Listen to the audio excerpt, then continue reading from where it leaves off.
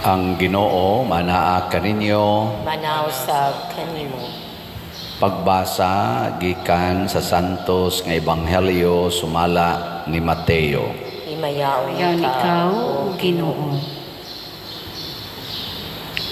Si Jesus maingon sa iyang mga tinun-an, busa mag-ingon ako kaninyo nga dili kamo makasulod sa gingharian sa langit kung ang inyong pagtuman sa kabubuton sa Dios sama lamang sa gihimo sa mga magtutudlo sa balaod o sa mga Pariseo.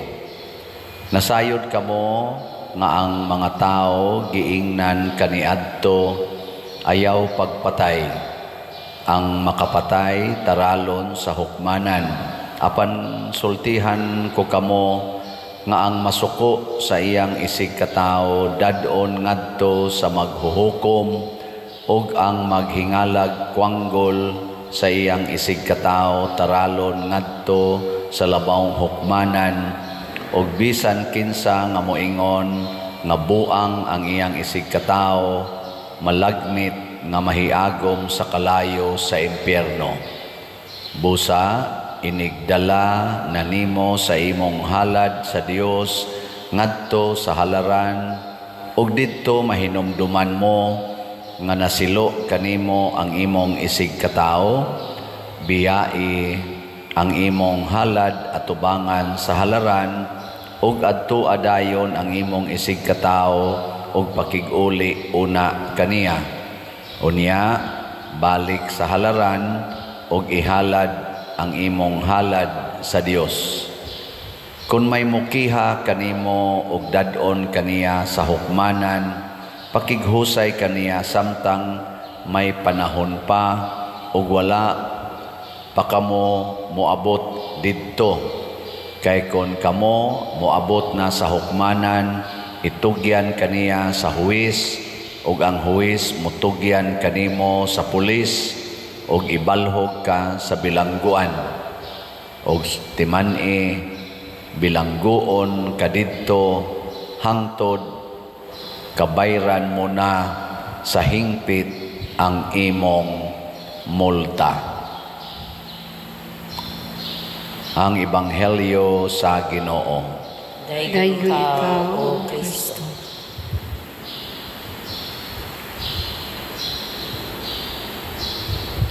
Ang pagkapari ni Kristo gitawag siya the high priest or labawng pari tungod kay dili siya sama sa pagkapari sa mga Israelita kato mga Libita kay naaman to sila'y kanabitang mga tao nga ilang ginikanan. Ang pagkapari ni Kristo gi-relate sa pagkapari ni Melchizedek kanang way sinugdanan kay katos Melchizedek nahimo tong pari panahon ni Abraham nga way nag-ordain niya nga tao. Kami sad karon kaming among pagkapari tungod kay girelit man ngadto ni Kristo mao sa nang gitawag sad mi og pari sa laray ni Melchizedek. Mao nang way sinugdanan. Ang sinugdanan sa pagkapari maugyod ang Ginoo. Unya mao na ni ang usas gipasabot nining atong unang pagbasa nga niingon diri ang inigkabasa nila sa balaod ni Moises gitaptapan gyapon ang ilang mga mata ug ang ilang salabutan matud pang San Pablo sa iyang sulat ngadto sa taga Corinto.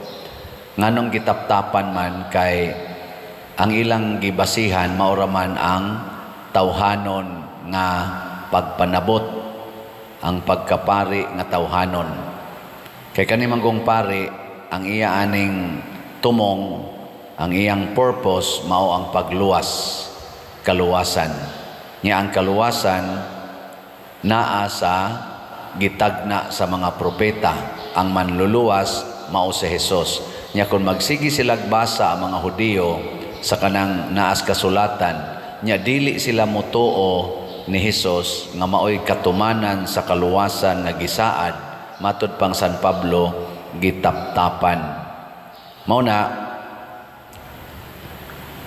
kitang tanan nga nagtuo ni Hesus wala natataptapi. Unsa na may naa nato? Ang atong katinawan. Nakahibaw na ta nga si Hesus mao gyud ang atong manluluwas. Pari nga manluluwas. Ang mahitabo kung ato na sa siyang isipon, matod pa ni San Pablo, mudanag nato ang kahayag, o niya magsubay na ta ni ining maong danag.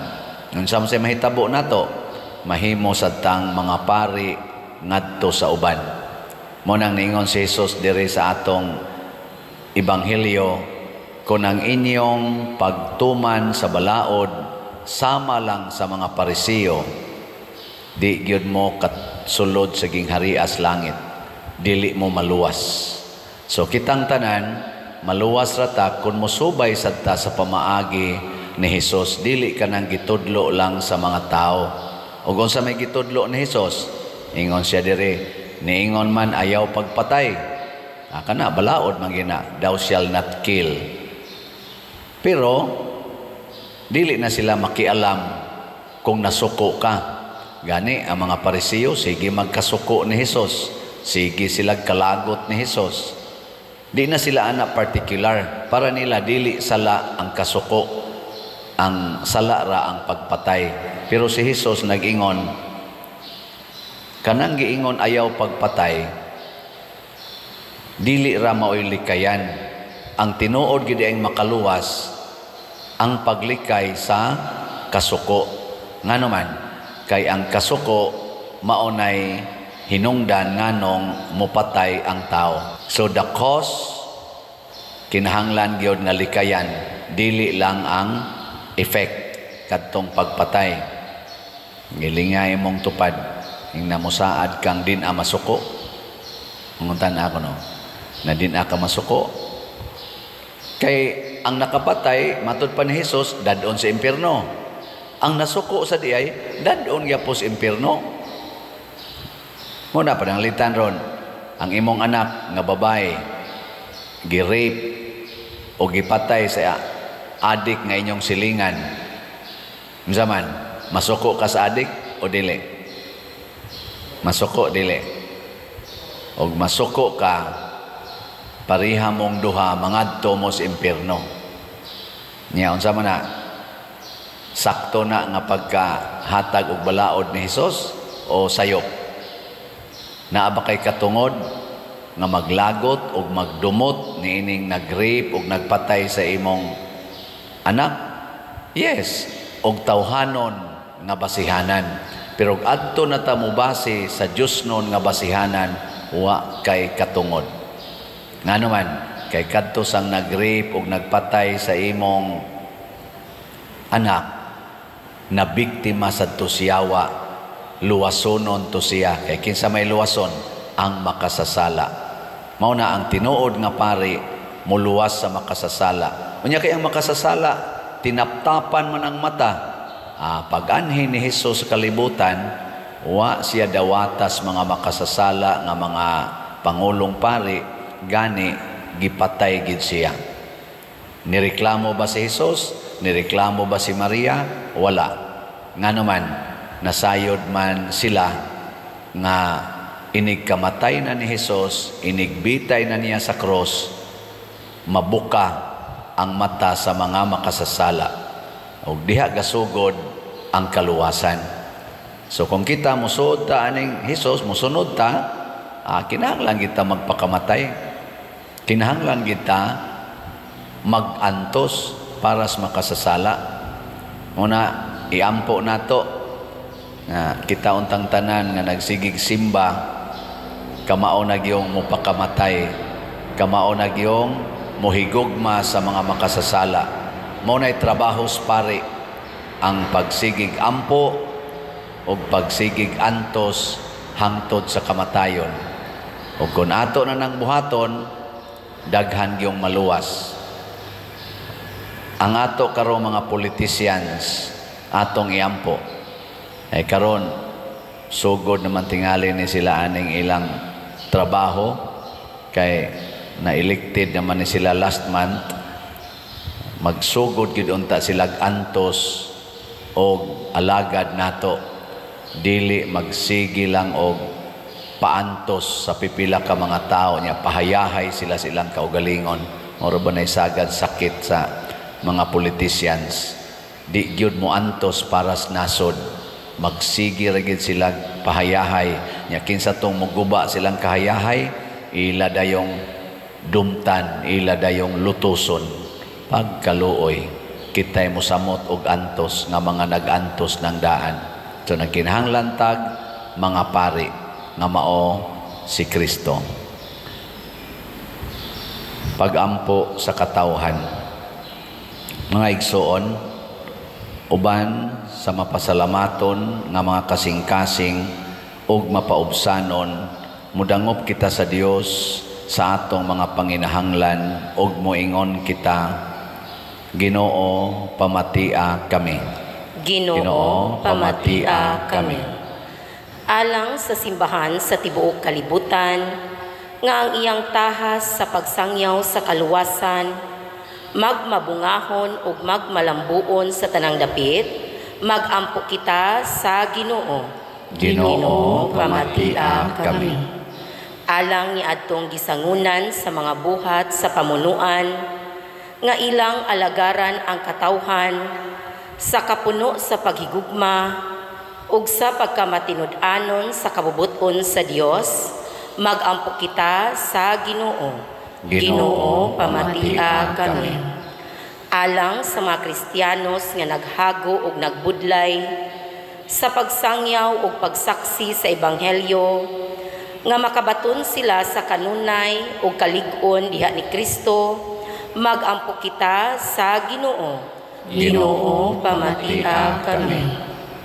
Alang sa mga kabatanunan, nga makabaton sila og kadasig sa pagpangalagad sa simbahan, magampo kita sa Ginoo. Ginoo, pamatia kami. Alang kang halangdong Teofilo Kamumot, nga isipon unta sa Ginoo nga takos nga mabayaw ngadto sa altar sa mga santos, magampo kita sa Ginoo. Ginoo, pamatia kami. Alang sa mga proyekto dinhi sa atong simbahan, pinaagi sa pangama ug paggiya ni San Vicente Ferrer, magmalampuson ug mahuman unta sumala sa atong mga giplano ug gipangandoy, magampo kita sa Ginoo. Ginoo, pamatia kami. Alang sa tanang mga benefactors o donors sa atong simbahan, nga mihatag og pinansyal ug lain-laing hinabang, ug alang sa mga nagtrabaho dinhi sa atong mga proyekto, nga hatagan unta sila sa Ginoo, ug daghan pang mga grasya sa ilang kinabuhi, malikay sila sa mga kadautan, ug mulampos unta ang tanan nilang mga paningkamot, magampo kita sa Ginoo. Ginoo, pamatia kami. Alang sa mga nangamatay, nga makaambit na sila sa bangkete sa langit uban sa Ginoo, magampo kita sa Ginoo. Ginoo, pamatia kami.